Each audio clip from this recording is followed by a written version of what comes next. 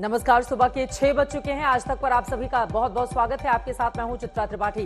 किसका होगा राज तिलक? 7 चरणों में हो रहे लोकसभा चुनाव में आज दूसरे दौर का इम्तिहान है। सुबह 7 बजे से 13 राज्यों और केंद्र शासित प्रदेशों की 18 सीटों पर वोटिंग शुरू हो जाएगी। इस दौर में राहुल गांधी समेत 6 केंद्रीय मंत्रियों की साख दांव पर लगी हुई है। केरल की वायनाड सीट पर आज ही मतदान है, जहां से राहुल गांधी मौजूदा सांसद हैं। दूसरे दौर में जिन सीटों पर मतदान होगा उनमें सबसे ज्यादा 20 लोकसभा की सीट केरल की हैं, यानी कि सभी सीटों पर केरला में आज हो रही है वोटिंग। यूपी की 8 और बिहार की 5 सीटों पर भी आज ही वोट पड़ेंगे। तैयारियां पूरी हो चुकी हैं। उम्मीद यही कि आज ज्यादा से ज्यादा तादाद में लोग अपने घरों से बाहर निकले। अगर उनके हिस्से में हो रहा है मतदान तो लोकतंत्र के इस पर्व का भागी बने। मैदान में लोकसभा अध्यक्ष, 5 केंद्रीय मंत्री, 2 पूर्व सीएम और 3 फिल्मी सितारे हैं। राजीव चंद्रशेखर केरला की तिरुअनंतपुरम से सामने हैं। शशि थरूर को चुनौती देने की कोशिश कर रहे हैं, तो गजेंद्र सिंह शेखावत जोधपुर से चुनावी मैदान में हैं। कैलाश चौधरी बाड़मेर से हैं। शोभा करंदाजे बेंगलुरु नॉर्थ से हैं। वीरेंद्र कुमार खटेक टीकमगढ़ से हैं। भूपेश बघेल राजनांदगांव से, उनकी भी परीक्षा होनी है। एचडी कुमारस्वामी मांड्या से। ओम बिरला कोटा से, ओम बिरला पर भी सभी की निगाह टिकी हुई है। हेमा मालिनी मथुरा में हैट्रिक लगाने की तैयारी में है, तो अरुण गोविल मेरठ में खाता खोलने की, और सुरेश गोपी त्रिशूर से चुनावी मैदान में है। तैयारी है, उन्हें सजाया धजाया गया है। वहाँ सारी सुविधाएं गर्मी के हिसाब से देखते हुए वोटर्स को मिलेंगी, जिसमें पीने का पानी भी है, शौचालय भी है, शामियाना भी है, पंखा भी है। बस जरूरत है कि वोटर्स को अधिक से अधिक संख्या में मतदान करना है। सभी तैयारियां हैं, पीसफुल मिलेंगी, सिक्योरिटी का पूरा इंतजाम है। आज सबको मतदान करने जरूर आना है। सर, जो संवेदनशील इलाके हैं उन सब के लिए जो है किस तरह की तैयारी की गई है, जहां जिससे किसी तरह की बाधा वोटिंग में न डाली जा सके? देखिए, सुरक्षा की परेशानी को निमटने, पहली बात तो सुरक्षा की समस्या कहीं आपको देखने को ही नहीं मिलेगी। इतनी तैयारियां हमने की हैं, मतलब बहुत दिन से तैयारियां की हुई हैं। सारे डिस्ट्रिक्ट मजिस्ट्रेट, सारे एसपी, सारी हमारी teams, paramilitary forces, state police, सब इस बारे में सजग हैं, और वोटर्स भी अपने आप में सजग हैं। तो कहीं से कोई भी अभी तक हिंसा की तो बात है ही नहीं। फिर भी हर बूथ पे फोर्सेज उपलब्ध रहेंगी, आपकी सुविधा के लिए उपलब्ध रहेंगी। खुल के मतदान करने आए बिना भी किसी चिंता के, बस मतदान के पर्व में भाग जरूर लेना है। जैसे बोलते हैं ना, चुनाव का पर्व देश का गर्व, तो उस गर्व में शामिल होना है। तो सर, अभी आपने एक मीटिंग भी ली थी जिसमें आईएमडी और ऑफिशियल से, तो उन्होंने उनसे भी कुछ इनपुट लिया था आपने, मौसम को देखते हुए, वेदर किस तरह गर्मी है, क्या है, वो क्या इनपुट रहा उनका, और उसके हिसाब से क्या कुछ ऐसा विशेष इंतजाम किया गया है? देखिए, हमने national disaster management authority, IMD, इन सबको और हेल्थ डिपार्टमेंट सबको बुलाया था, और अपने सीओ से भी बात की। इसलिए बुलाया था कि कहीं अगर गर्मी की अधिक समस्या है तो हम उसका इंतजाम ज़्यादा कर सकें। तो विभाग ने हमें बताया, मौसम विभाग ने, कि वातावरण तापमान सामान्य रहने की उम्मीद है। और फॉर्चुनेटली, मतलब सौभाग्यवश, पिछले 2 दिन से वर्षा भी हो रही है बहुत सारे स्थानों में, तो वातावरण अच्छा है। और हमने भी बहुत व्यवस्था की है, पीने का पानी हर जगह में है, पंखा हर जगह में लगाया है, शामियाना लगाया है, क्यूज में व्यवस्था की है, कुर्सियों का इंतजाम किया है। हमने सब इसलिए किया है कि हमारे सब मतदाता अधिक से अधिक संख्या में वोट देने जरूर आए, जरूर आए, जरूर आए। हमारा उनसे आग्रह है, अनुरोध है, गुजारिश है, अपील है कि उन्हें आना चाहिए, बड़ी संख्या में आना चाहिए। यानी महिलाओं को, युवाओं को, ओल्ड एज को, सबको आना चाहिए। और आने के साथ साथ हमारा एम्बेसडर भी बनना चाहिए, हमारा इन्फ्लुएंसर भी बनना चाहिए। अपने साथ कुछ ना कुछ दोस्तों को, कुछ ना कुछ साथियों को, परिवार के साथ के लोगों को लेके मतदान देने आना चाहिए। नथिंग लाइक वोटिंग, बड़ा गर्व का विषय वोटिंग करना, आना चाहिए जरूर। मुझे उम्मीद है कि आज सब आएंगे। आपसे अपील है कि जरूर वोट दें। मुख्य चुनाव आयुक्त को आप सुन रहे थे। उनकी ओर से लगातार अपील की जा रही है कि ज्यादा से ज्यादा संख्या में लोग मतदान करने के लिए आए, क्योंकि उनको भी पता है मौसम विपरीत है, प्रचंड गर्मी अलग अलग हिस्सों में पड़ रही है। ऐसे में ज्यादा से ज्यादा मतदान हो सके, इसके लिए तमाम कोशिशें और इंतजाम चुनाव आयोग की ओर से किए गए हैं। हमारे तमाम सहयोगी अलग अलग हिस्सों से हमारे साथ जुड़ चुके हैं। हमारे साथ कुमार अभिषेक मौजूद है मथुरा से, रोहित आपको दिखाई दे रहे हैं किशनगंज से, हमारे साथ कोटा से जुड़ चुके हैं हमारे संवाददाता शरद कुमार, और मौसमी वायनाड से जुड़ी हुई है। सबसे पहले मौसमी, आपका ही रुख करते हुए, क्योंकि केरला की पूरी 20 सीटों पर आज मतदान होना है, जिसमें वायनाड पर सभी की निगाह टिकी हुई है। फिलहाल ये बताइए वहां पर इंतजाम क्या है, किस तरह का उत्साह उमंग देखने को मिल रहा है वायनाड में?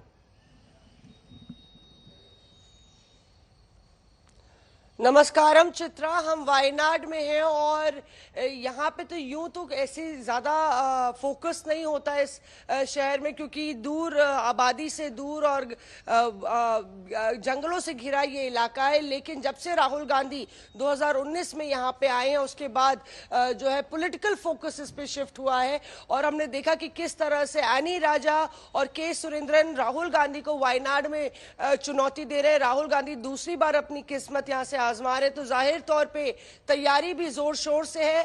और यहाँ पे हम लोग एक पोलिंग बूथ पर है हायर सेकेंडरी कॉलेज में वायनाड में, जहाँ पे मॉक पोलिंग चल रही है, पूरी तैयारी की जा रही है। पिछली बार हमने देखा था कि राहुल गांधी 4,31,000 का उनका विक्ट्री मार्जिन था, तो देखना होगा लगभग 7 लाख से ज्यादा उनको वोट मिले थे और 40-50 हजार का फर्क हर एक जिले में राहुल गांधी की विक्ट्री मार्जिन में था।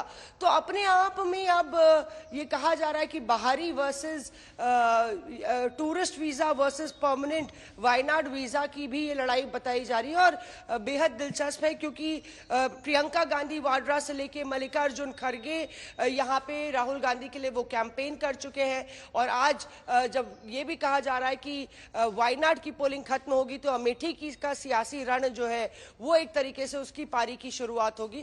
पर इसके मद्देनजर वायनाड के जरिए कांग्रेस पूरे केरल की राजनीति को भी साध रही है चित्रा। ना सिर्फ वायनाड में, उनकी उम्मीद यह है कि राहुल गांधी के रहने से 20-on-20 उनको केरल में भी मिलेगा। और पिछली बार 20 में से 15 सीटें जीतकर यकीनन कांग्रेस पार्टी ने अगर 52 सीटें जीती थी तो उनमें सबसे ज्यादा योगदान इसी केरल का ही था। वायनाड में उतरने के बाद वहां का माहौल बदल गया था, लेकिन इस बार की स्थिति क्या रहती है ये देखना बेहद महत्वपूर्ण रहेगा। अपने और भी सहयोगियों के पास चलेंगे, लेकिन उसके पहले दूसरे दौर के रण के लिए नेताओं की ओर से जबरदस्त प्रचार किया गया। मुद्दों की भी अलग अलग वक्त पर समय के हिसाब से बारिश हुई। प्रधानमंत्री नरेंद्र मोदी की ओर से विपक्ष पर क्या आरोप लगाए गए और विपक्षी नेताओं ने क्या जवाब दिया, सुनते हैं राहुल गांधी और प्रधानमंत्री नरेंद्र मोदी को।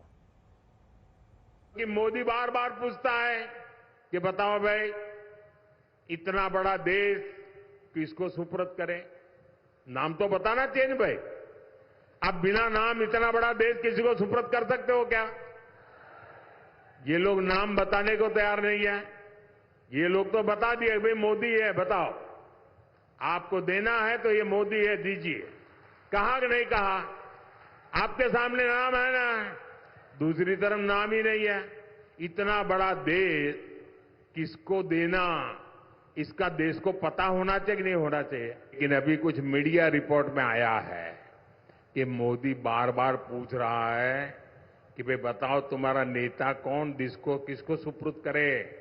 तो बोलते हैं उन्होंने फॉर्मूला बनाई है, उन्होंने फॉर्मूला बनाई है कि कौन प्रधानमंत्री बनेगा। कहा जा रहा है कि ये लोग 1 ईयर 1 PM फॉर्मूला बना रहे हैं, यानी 1 साल 1 PM, दूसरे साल दूसरा PM, तीसरे साल तीसरा PM, चौथे साल चौथा PM, 5वें साल 5वां PM। जैसे ही मैंने एक्सरे का शब्द प्रयोग किया, मैंने सिर्फ यह कहा कि टेस्ट करते हैं अन्याय कितना है। सारे के सारे खड़े हो गए। देश को तोड़ने की कोशिश हो रही है, देश को बांटने की कोशिश हो रही है। एक्सरे से क्या बटेगा, कैसे बटेगा? एक्सरे से सिर्फ 90% को यह पता लगेगा कि उनकी भागीदारी कितनी है। अब सारे के सारे देशभक्तों को यह अच्छा लगना चाहिए। देशभक्त क्या चाहता है? देशभक्त देश में न्याय चाहता है। देशभक्त अन्याय थोड़ी जा सकता है। आप लिख लो, जाति जनगणना को कोई शक्ति नहीं रोक सकती है।